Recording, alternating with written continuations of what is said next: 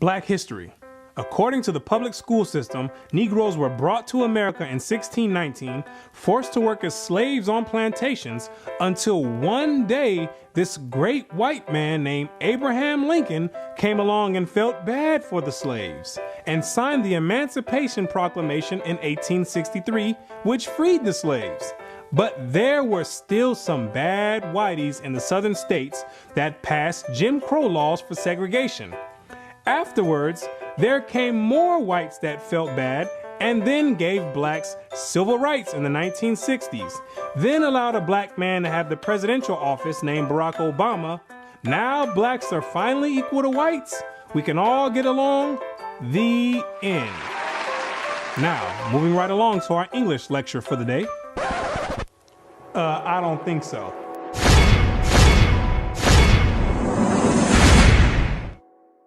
Black history.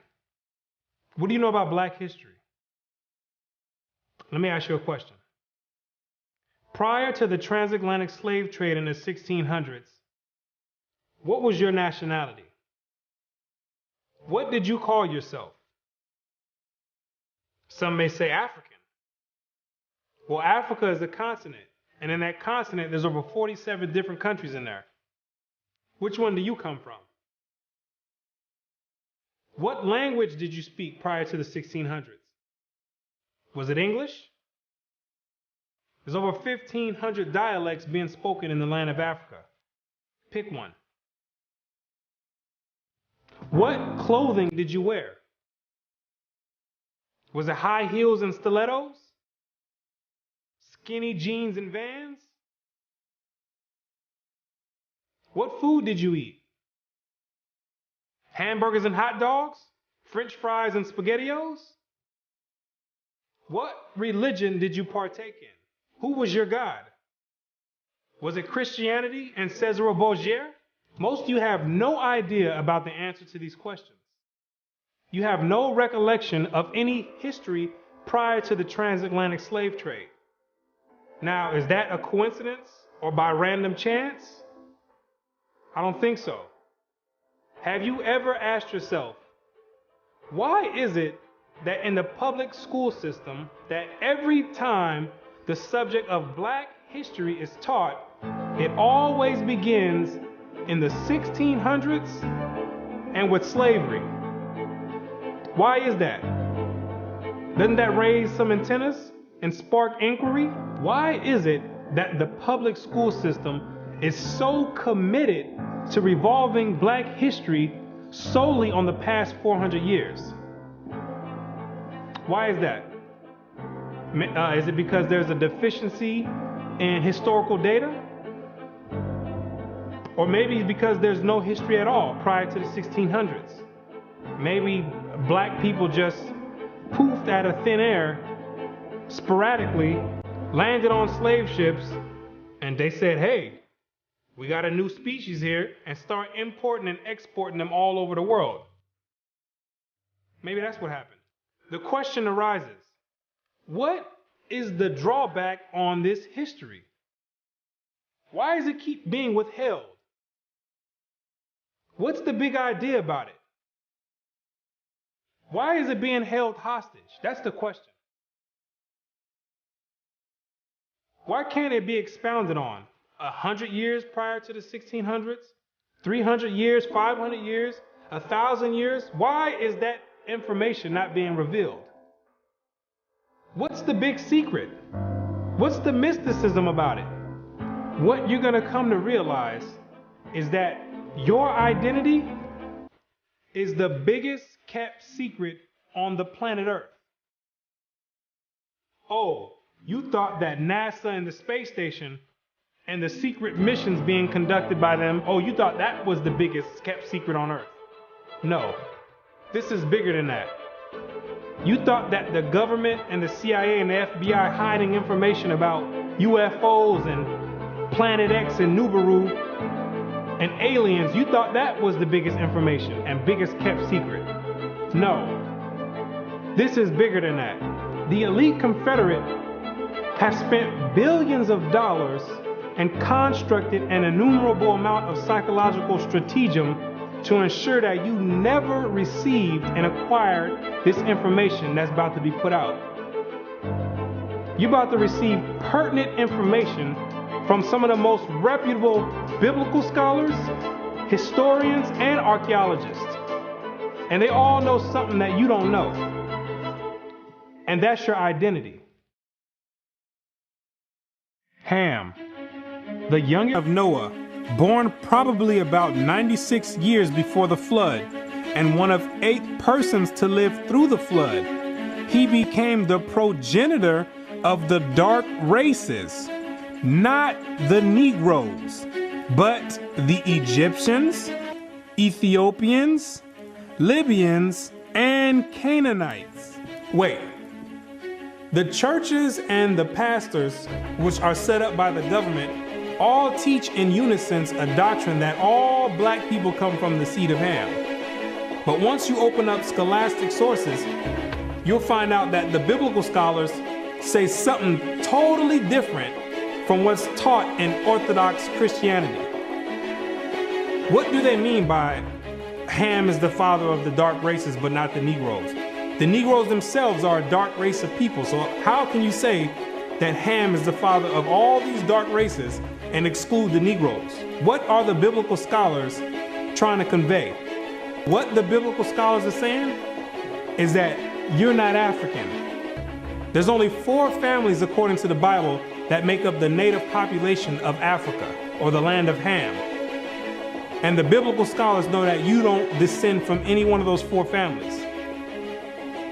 In order to write that in a scholastic and academic book, the biblical scholars have done extensive and thorough research on both the so-called Negroes and the Africans, the native Africans. And they came to the conclusion after the extensive research that the Negroes don't have anything to do with the native Africans at all.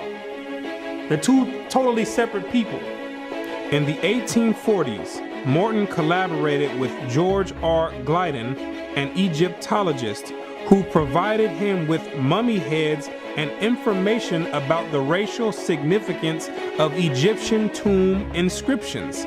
In Crania Aegyptiaca, published in 1844, Morton pointed out that both cranial and archaeological evidence showed that the Egyptians were not Negroes. In 1840, Dr. Morton was trying to find out the racial origin of the so-called Negroes that were in America in slavery.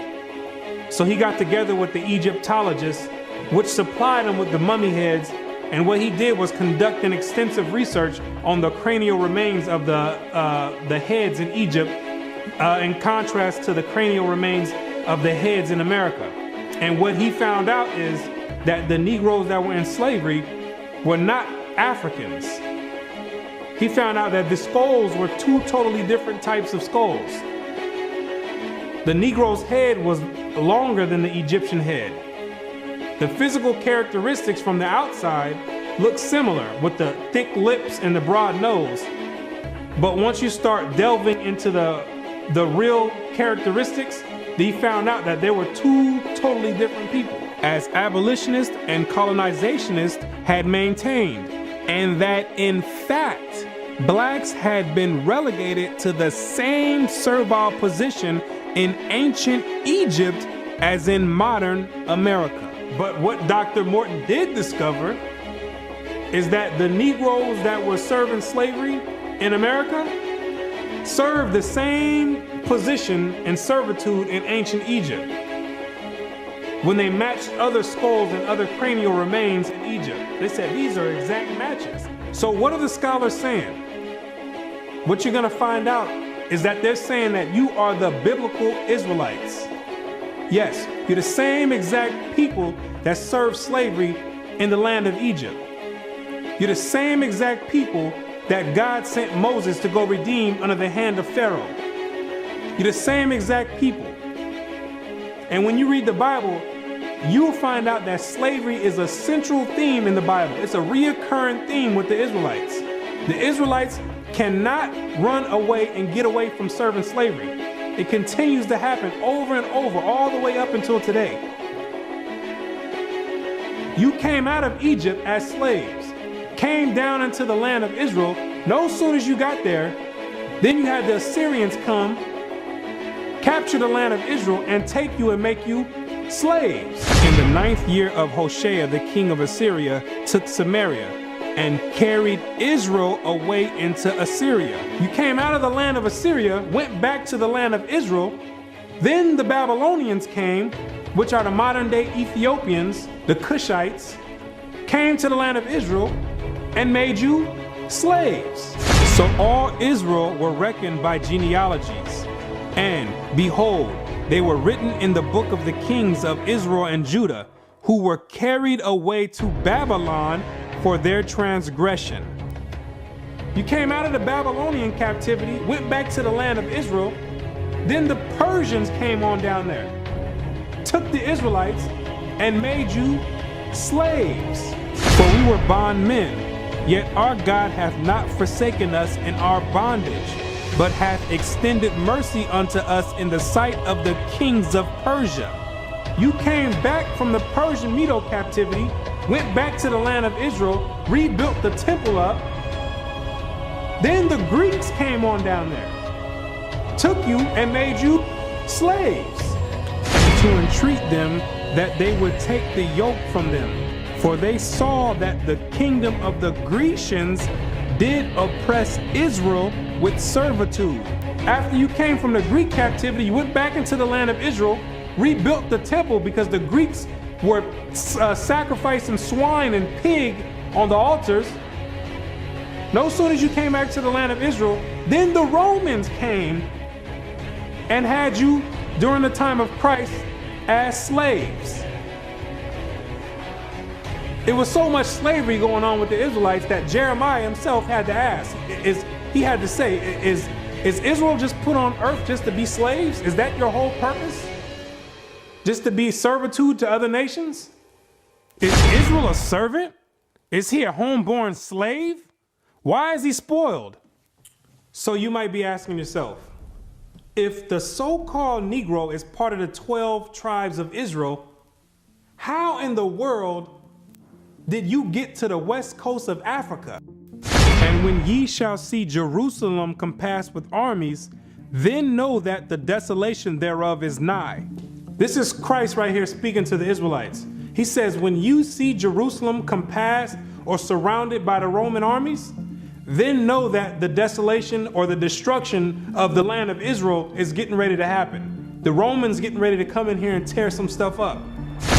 Then let them which are in Judea flee to the mountains, and let them which are in the midst of it depart out. And Christ says, when you see the Romans coming in, you better get ready to flee into the mountains. And what you're gonna realize is that the mountains that he was talking about was the land of Africa. It was the same exact place that Mary and Joseph took Jesus when they were fleeing from Herod when he was trying to come find Jesus to kill him. They went right into Africa. And the Israelites went into Africa as well, fleeing from the Romans. In the year 65 BC, the Roman armies under General Pompey captured Jerusalem. In 70 AD, General Vespasian and his son Titus put an end to the Jewish state with great slaughter. During the period from Pompey to Julius, it has been estimated that over 1 million Jews fled into Africa, fleeing from Roman persecution and slavery. The slave markets were full of black Jewish slaves. Over 1 million of you Israelites fled from the land of Israel into the land of Africa, running away from the Romans because the Romans was coming to put slaughter to the Israelites. The ones that didn't take heed to the prophecy of Christ when he said you better leave and go to the mountains, go to Africa, when they got caught by the Romans, they were taken back to Europe and sold in slavery and put in servitude and became gladiators, put in the lions' dens. The pagans and the Romans attacked the Jews indiscriminately. Both the Jewish soldiers and the uninvolved peaceful population without mercy. As a result of this merciless attack, many Jews fled to those parts of northwest Africa known as Tunisia, Algeria, Morocco, and Mauritania. Many other Jews fled to other areas where Rome did not have any jurisdiction. This was to the region of the south, the Sahara Desert, and the Sudan. Grazel says, such is the explanation of how the Sahara Desert first acquired Jewish tribes, toughened by a fighting tradition and possessed of physical characteristics, black, which it is said still makes them approximate very closely the original Jewish population of Palestine. And after migrating from Israel and dwelling on the northwestern parts of Africa, after you were fighting vigorously with the Romans, you had no choice but to start migrating to the southern regions of Africa, where the Romans didn't have any jurisdiction. Because the Romans were relentless and they were adamant about putting all Israelites to death. So in order to get any type of peace, the Israelites had to start migrating to the sub-Sahara parts of Africa. The scholars know this for a fact. The biblical scholars know this for a fact. They know all the history of the Israelites and their migration patterns. Whatever may be thought of the more or less mythological traditions connected with the earliest Jews in North Africa, it is now practically an established fact that a Jewish nation, Jewish at least in faith, and perhaps too in origin, long held sway south of the Sahara. In later centuries, Jews are believed to have settled in Western Africa during the height of the Songhai, Mali, Ghana, and Kanem-Bornu empires.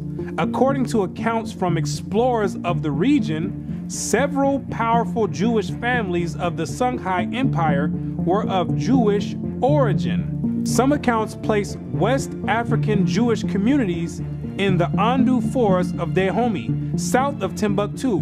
In the 1930s, these groups still maintained a Torah scroll written in Aramaic that had been burned into parchment with a hot iron instead of ink so it could not be changed. In the 1930s, the historians went over there and still found Israelites over there that didn't get captured in the slave trade, still practicing the Hebraic faith, still knowing who they were. With a Torah, which is the first 5 books of Moses, written in Aramaic. That's the ancient language. And it's a shame that they have to burn it in hot iron so the European colonialists don't come over there tampering with it and taking the evidence and trying to hide the history. It's a shame that they have to do that. It is a total shame that they have to do that. The black Jews had an advantage over the African tribes. They carried their culture, history, laws, and written records with them. The Jews made use of every opportunity. They were an industrious and skillful people.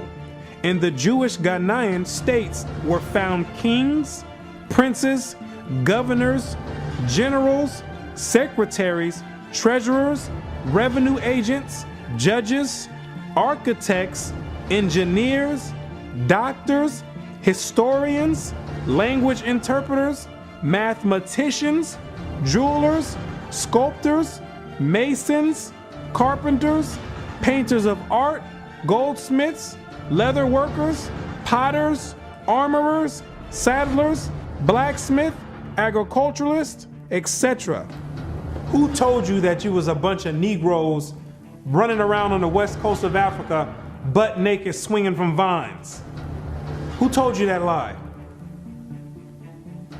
You were and still are a prestigious people, a skillful people. The decline of Jewish communities of the West African Maghreb most likely began with the influx of Arab invaders into North Africa starting in 640 CE and later into West Africa in the 1300s and 14 CE. So after you had established communities and empires on the west coast of Africa, after the 7th century, that's when Muhammad and his band of thugs came down there to the West Coast with the Quran in one hand and a sword in another one. And they were forcibly converting the Israelites into that nonsense Islam. Yeah, I said it, nonsense Islam, because that's not what we were dealing with. That's the Arabs' religion. That's not what we were dealing with.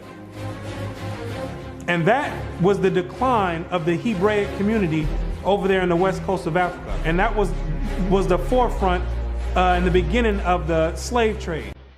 Yea, and what have ye to do with me, O Tyre and Zidon, and all the coast of Palestine? Tyre, Zidon, and the coast of Palestine, those are all ancient Africans that God is referring to. Will ye render me a recompense?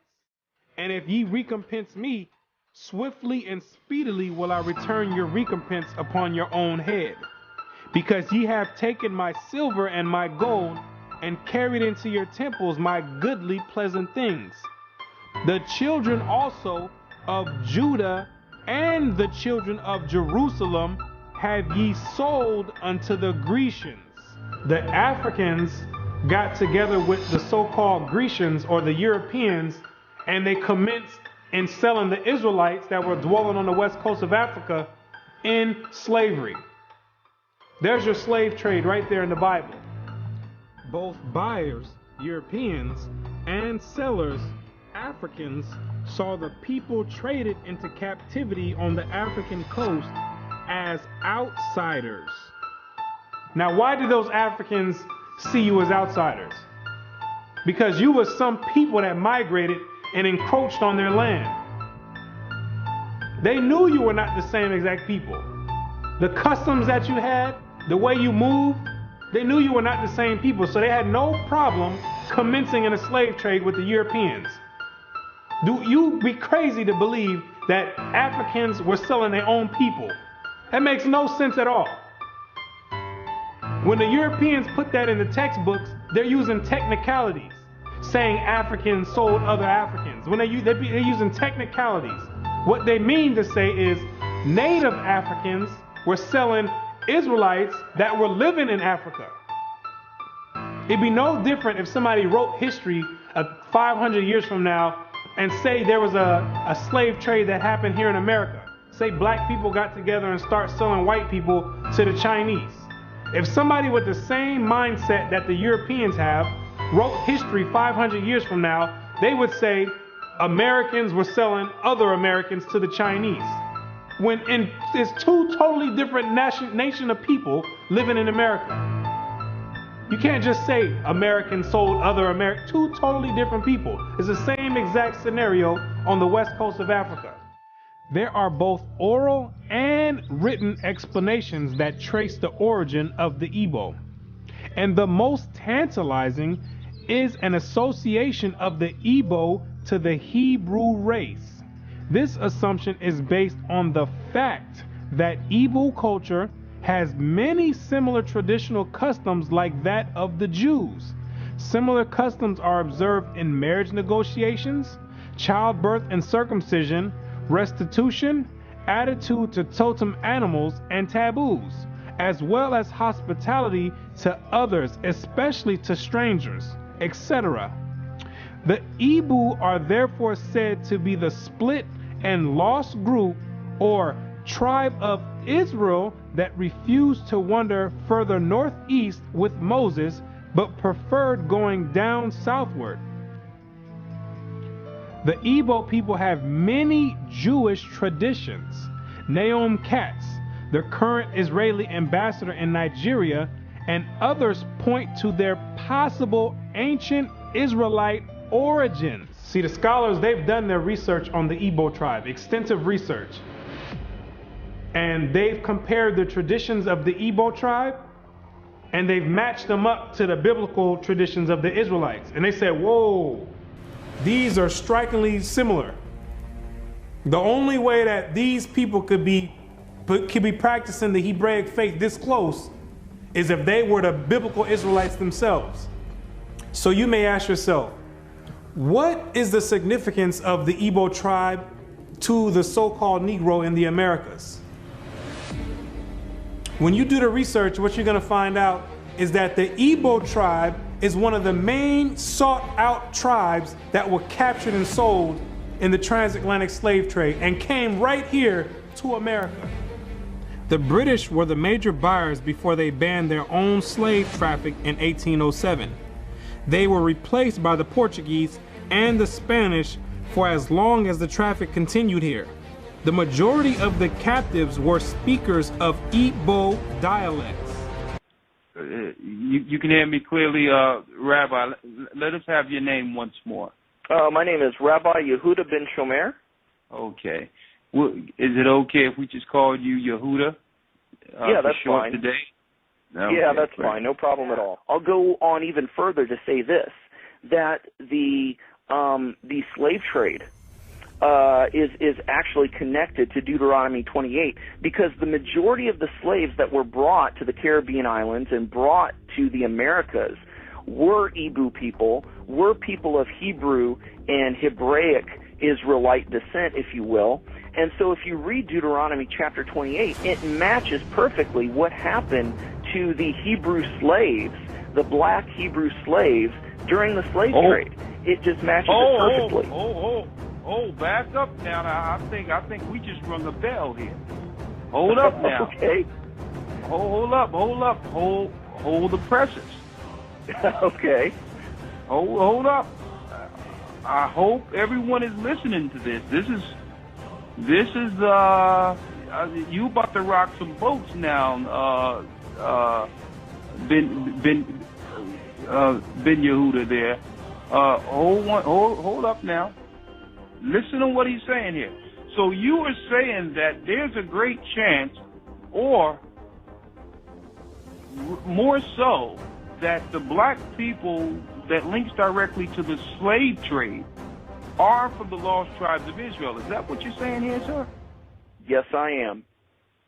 Now, granted, I will qualify that I don't. Wait a second. I don't believe that every single black person is Hebraic or Jewish, but I'm saying that the majority of the slaves involved in the slave trade were Hebrews. These people knew exactly who they were buying and selling, both the Africans and the Europeans. The Europeans, which are the Romans went after 70 AD, they went conquering, and they done hid themselves under different nationalities after they done conquered the native people that were in those lands in Europe. Hid themselves under the French, under the British, under the Portuguese. They're the same exact Romans. And all they're doing is continuing the agenda that was put in place in 70 AD. When they came down there looking for the Israelites. It's the same exact agenda. And carrying it forward to today. It's the same exact agenda. They knew exactly who they were aiming for. It's not by coincidence that all the history matches up perfectly with the Bible prophecies. It's not a coincidence. And then they push a doctrine on you in church talking about it doesn't matter. So then you never go and look for this information. Now you see exactly why they don't put none of this in black history, why they don't go prior to the 1600s. You start digging prior to the 1600s, and then you find out you come or descend from the Igbo tribe. You start doing your research. Well, let me find out a little bit more about this Igbo tribe. Then you find out that the Igbo tribe are known as fact descend from the 12 tribes of Israel. So then you say, hold on. Something's not right here.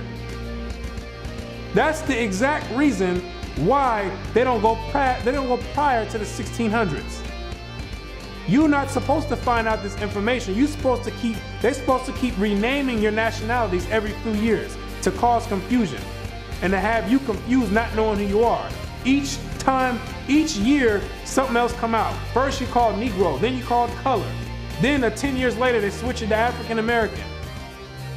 It's all by design.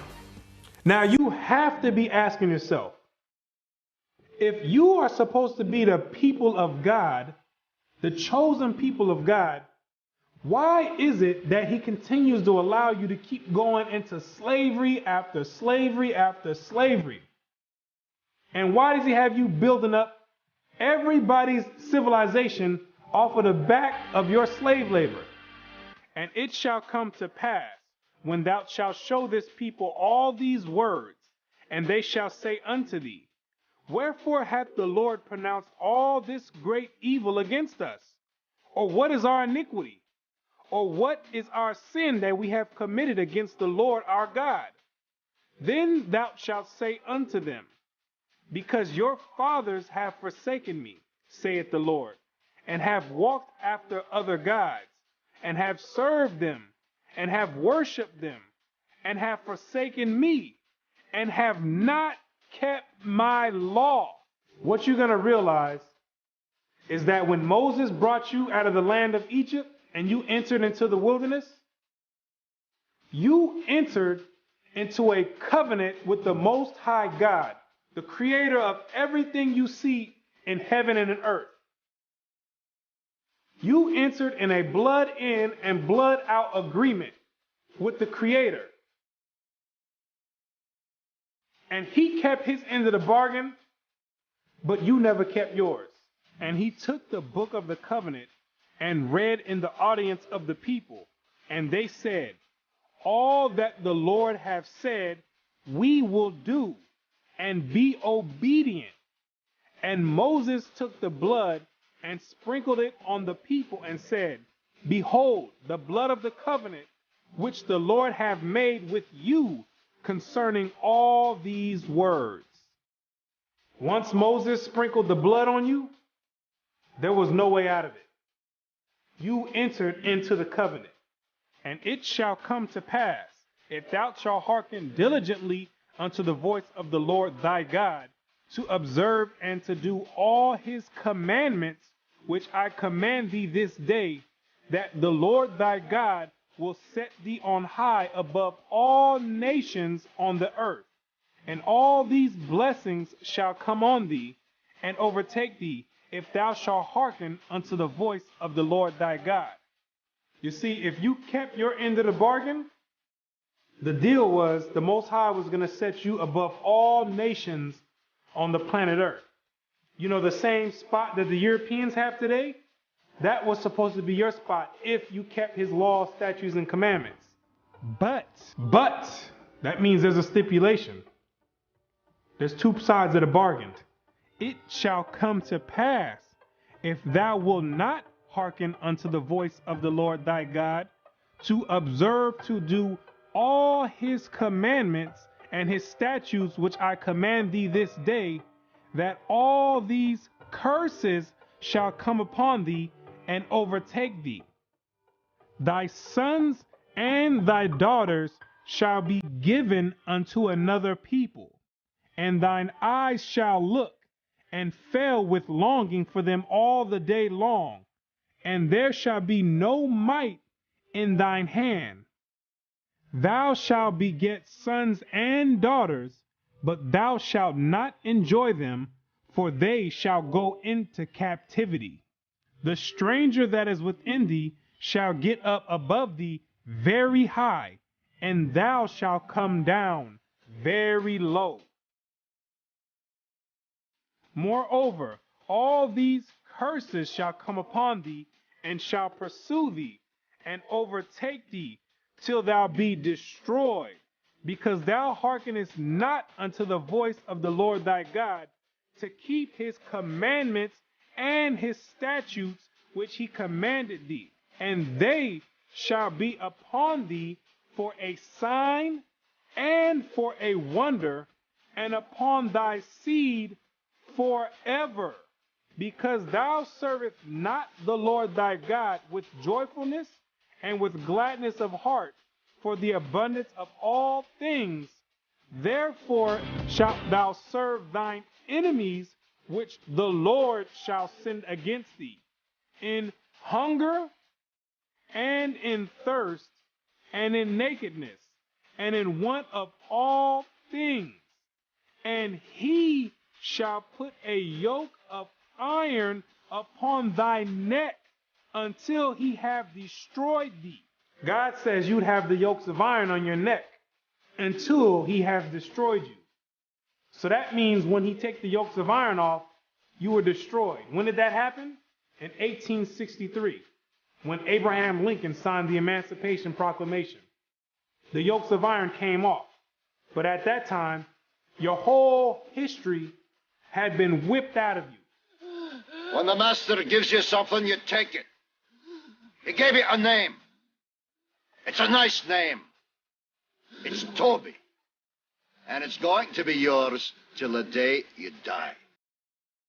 Now, I know you understand me, and I want to hear it.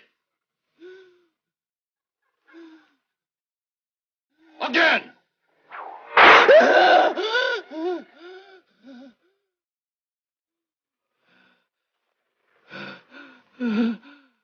I want to hear you say your name.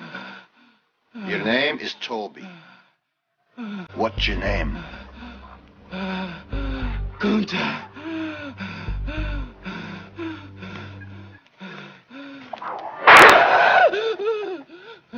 Lord God, help that boy. They're gonna whip him dead. What's your name? Say it. Toby. Who are you? Say your name.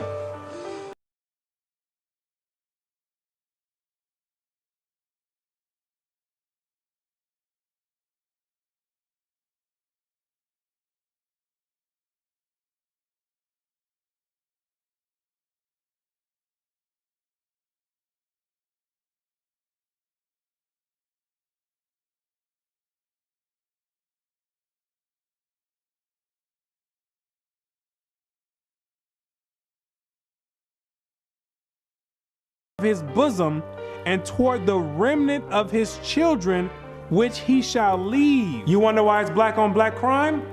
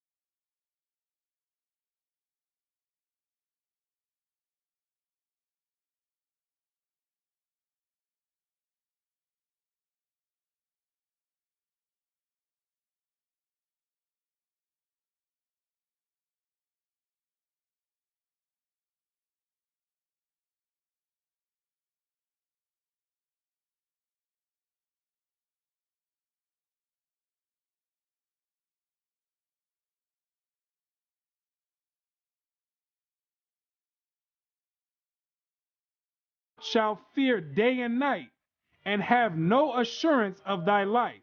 In the morning thou shalt say, would God it were even? And in the evening thou shalt say, would God it were morning? For the fear of thine heart wherewith thou shalt fear, and for the sight of thine eyes which thou shalt see. And the Lord shall bring thee into Egypt again. The word Egypt in the Bible means bondage or slavery. I am the Lord thy God, which have brought thee out of the land of Egypt, out of the house of bondage. So when God says he's going to bring you into Egypt again, he's saying, I'm going to bring you into slavery again with ships. But this time you're going with ships, packed up like sardines in a can. By the way whereof I spake unto thee, thou shalt see it no more again. And there ye shall be sold unto your enemies for bondmen and bondwomen, and no man shall buy you. And God says, no man shall buy you. Back in the biblical days, you would be able to buy or redeem a slave by payment. But God says, no man is going to be able to redeem you out of this slavery. This last one I bring you to, this last Egypt, nobody's going to get you out of it. Marcus Garvey tried to get you out of it, didn't work. Martin Luther King tried to get you out of it, didn't work. Malcolm X tried to get you out of it, didn't work. Louis Farrakhan tried to get you out of it, didn't work. Al Sharpton tried to get you out of it, didn't work. Why? Because you are still breaking the covenant.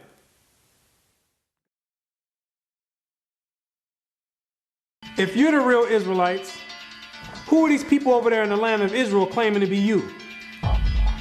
Those are Romans, Europeans. They got pushed up in the South Georgia, Russia, in the Caucasus Mountains, and hid themselves under the name of Khazars. Between the 8th and 9th century, the Khazarian Empire under King Bulan adopted the traditions of the Israelites and mixed it with paganism and called it Judaism. Yes, we know your history too. Then after the Holocaust, which was politically motivated, the elite used that as a pretext to invade the land of Israel and took those Khazarian converts and placed them in that land in 1948. In May of 1948, a new Jewish state, Israel, was born in a bath of blood. Jewish troops routed Arab forces from the city of Haifa in the first of a series of battles that were to reverberate through the years.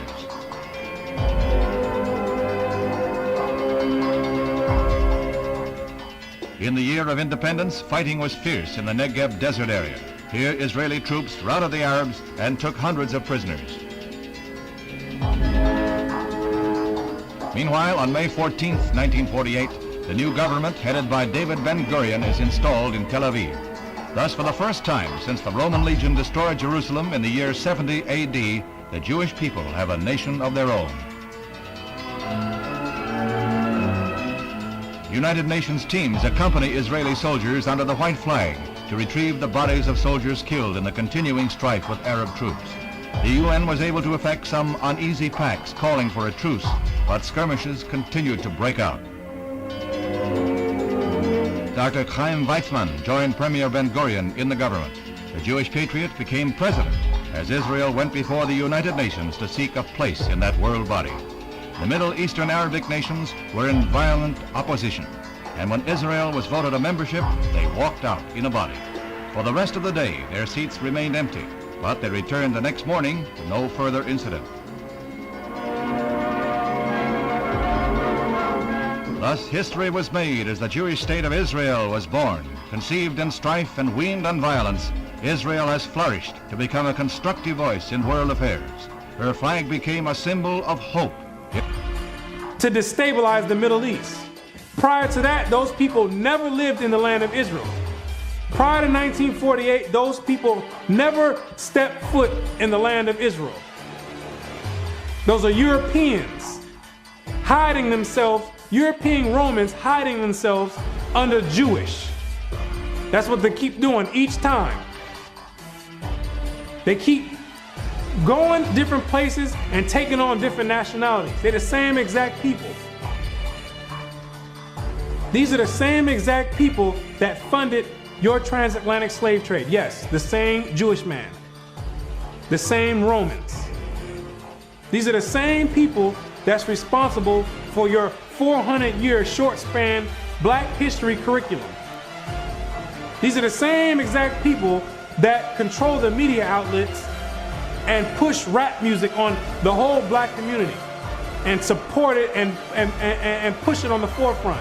The same exact people. They control all the media. These are the same exact people that are responsible for your Christian churches in all the neighborhoods in the Black community.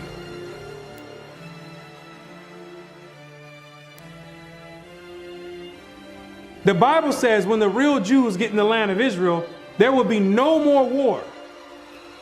Since those converts, Khazarian converts, went into the land, it's only been war. They don't fit the prophecies. They over there dealing with Satan.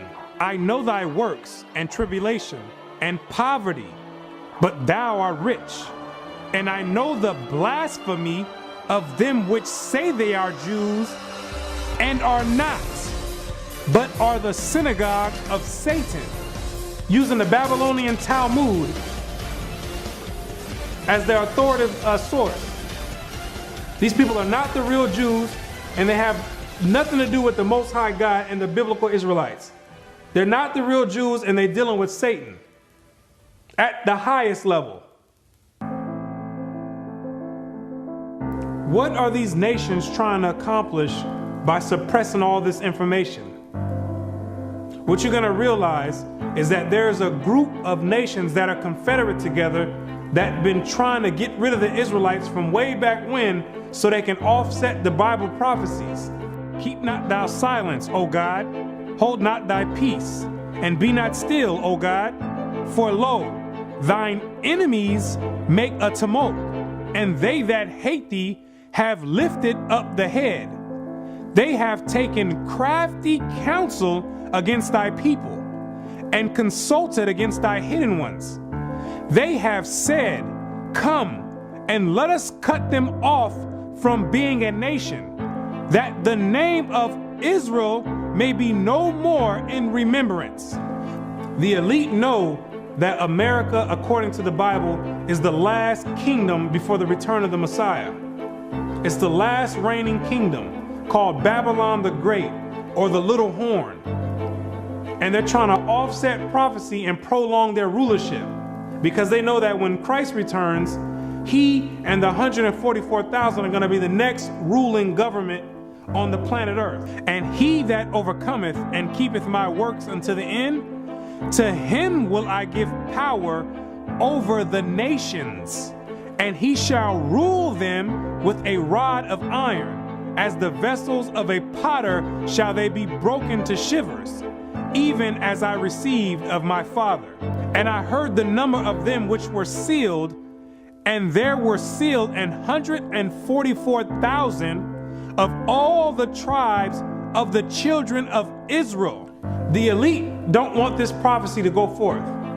They're going to do anything in their power to offset the prophecies and prolong their rulership, because they know that once the Israelites are in rulership or in authority, that all these nations that had a hand in enslaving the Israelites, they're all going in captivity.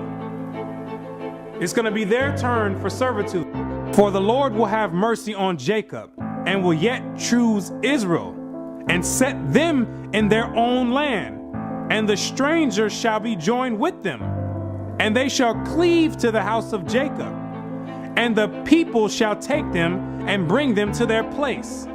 And the house of Israel shall possess them in the land of the Lord for servants and handmaids.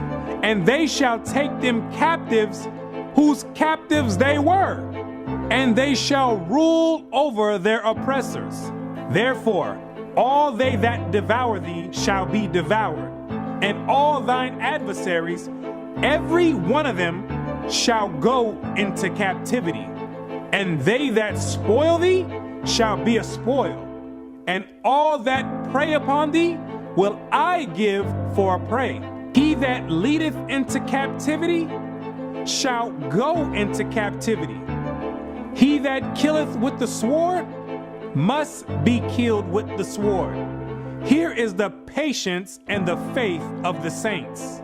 The elite have got together with their top scholars in their think tanks, and they know these prophecies to a T. They didn't study this book back and forth. They understand all the breakdowns and prophecies.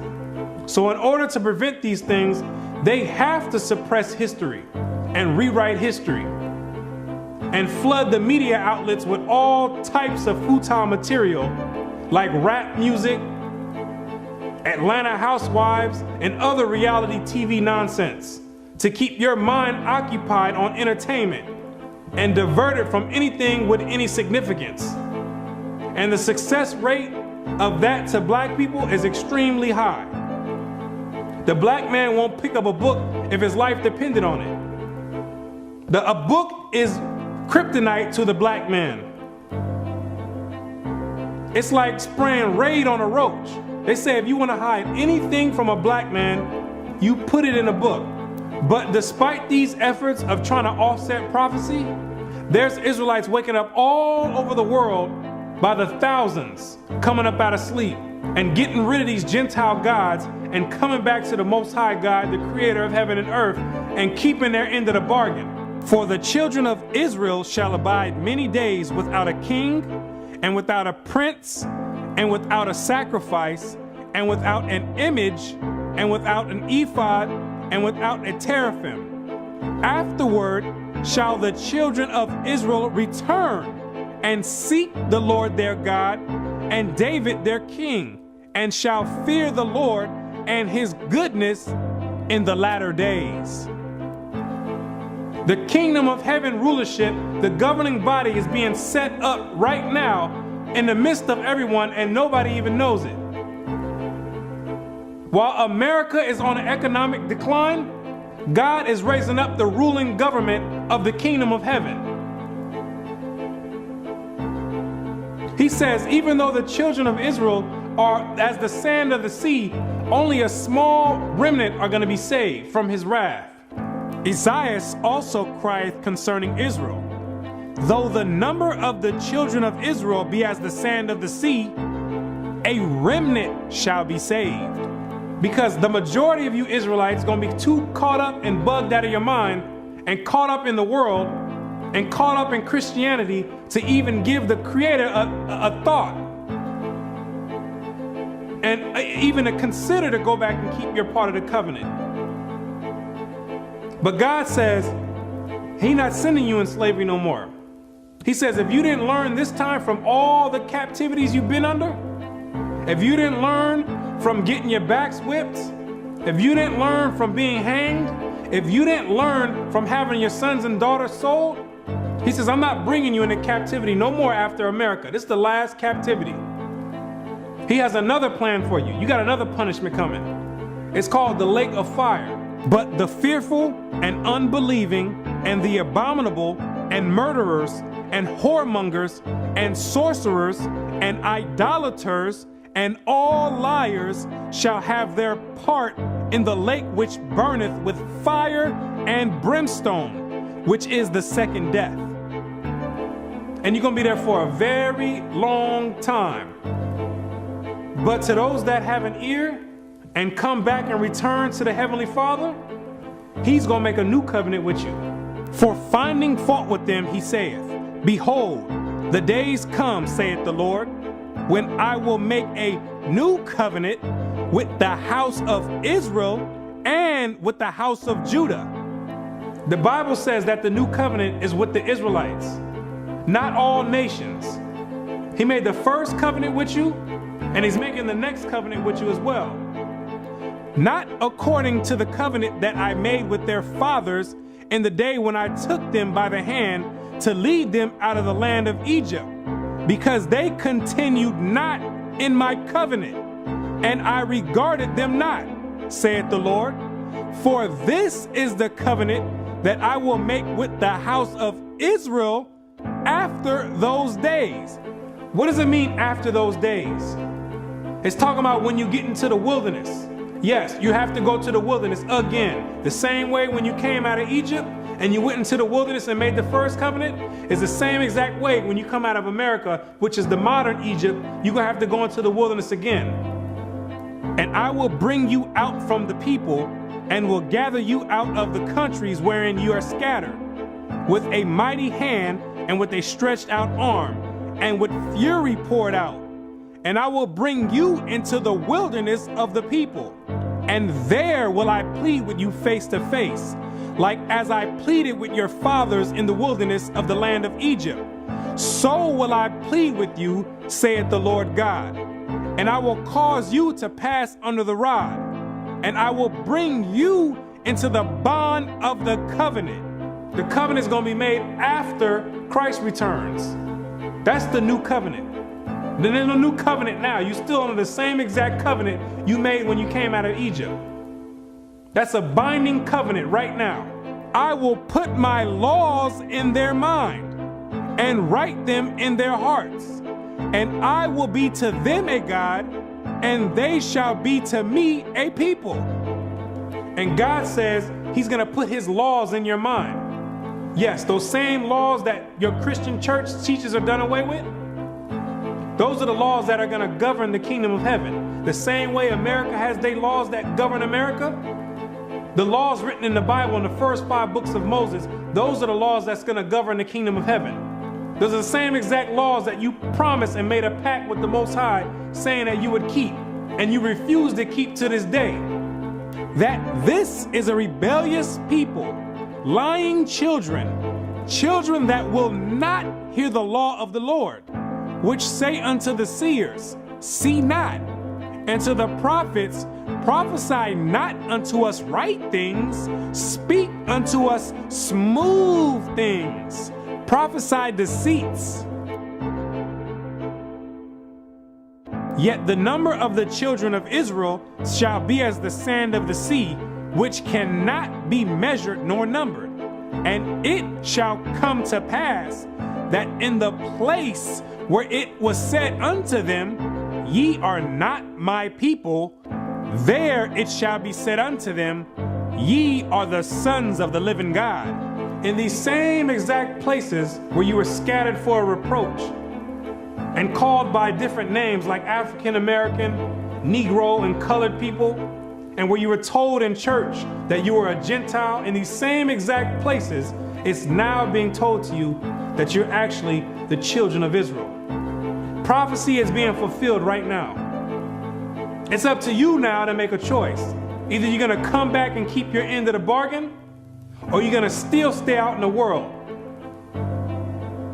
And if you stay out in the world, the only thing you can look forward to is weeping and gnashing of teeth. The Most High is extending out his hand one last time. It's either you're going to repent and come back, or you're going to die in your sins. You can hang on to whatever you want. You still want to worship the Gentiles' gods? You go for it. The Gentiles can teach that the law is done away with. They wasn't back there in the wilderness, and they wasn't back there with the blood sprinkled on them. They wasn't under a covenant. They weren't back there saying, we will obey. You did. The Most High never gave them no laws to keep, but he gave it to you. He showeth his word unto Jacob, his statutes and his judgments unto Israel. He have not dealt so with any nation. And as for his judgments, they have not known them. Praise ye the Lord. So there's no punishment for them not keeping the laws. But there's a great punishment for you not keeping it. So it's time to decide. Either you're going to be in or you're out. But now you know who you are.